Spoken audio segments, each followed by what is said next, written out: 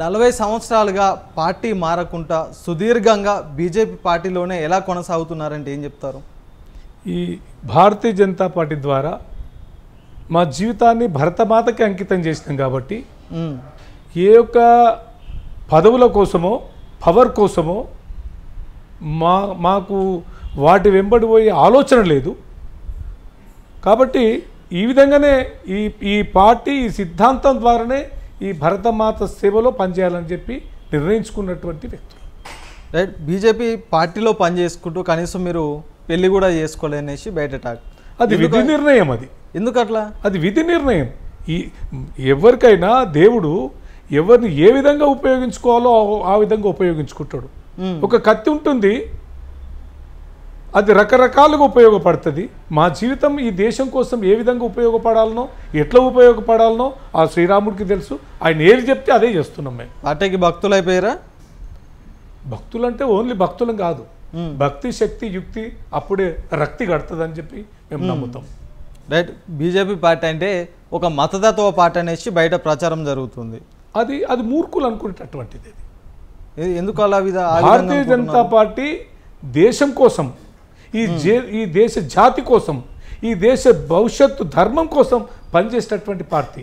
ఈ దేశంలో ఉన్నటువంటి అందరూ ప్రజలందరూ కూడా భారతీయులు అని చెప్పి భావిస్తున్నటువంటి పార్టీ.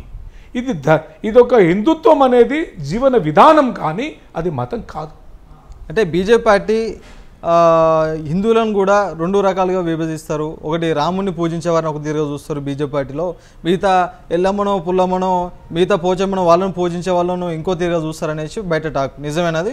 అది ఏమనుకుంటారంటే దేవుడు చాలామంది ఉన్నారు అనుకునే వాళ్ళది. అది కానీ భగవంతుడు చెప్పిండు, నేను ఒక్కనే వివిధ రూపాల్లో ఉంటాను చెప్పిండు. ఏ రూపంలోనే ఉండొచ్చు. అందుకే శాస్త్రం ఏం చెప్తుందంటే ఈ దేశంలో 33 కోట్ల మంది దేవతలు ఉన్నారు అని చెప్తున్నారు.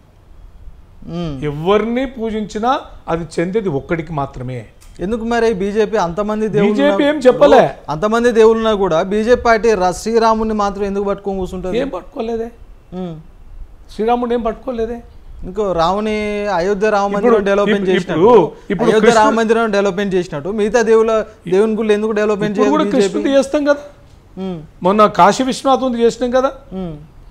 మొన్న మధ్యప్రదేశ్లో ఎవరి మన భైరవనాథ్ టెంపుల్ చేసినాం కదా. ఇప్పుడు తెలంగాణ రాష్ట్రానికి కిషన్ రెడ్డి ఏం చేసిండు? కేంద్ర మంత్రి ఉండి చాలా చేసిండు. కేంద్ర ప్రభుత్వం ద్వారా చేయవలసిన పనులన్నీ శక్తి వంచన లేకుండా చేసినటువంటి వ్యక్తి. ఈ రాష్ట్రంలో వివిధ పార్టీలు వివిధ ప్రభుత్వాలు ఉన్నప్పటికంటే ఈ రాష్ట్రం నుంచి క్యాబినెట్ మంత్రిగా భారతీయ జనతా పార్టీకి ఆయన శక్తి వంచన లేకుండా ఎక్కువ పని చేసిండు ఆయన. కాకపోతే కొంతమంది అనుకుంటారు ఏంటంటే నాకు చేయలేదు అంటే ఆయన ఇల్లీగల్ యాక్టివిటీ చేయడు కాబట్టి నాకేం చేయలేదు అనుకునే వాళ్ళు చాలామంది ఉంటారు.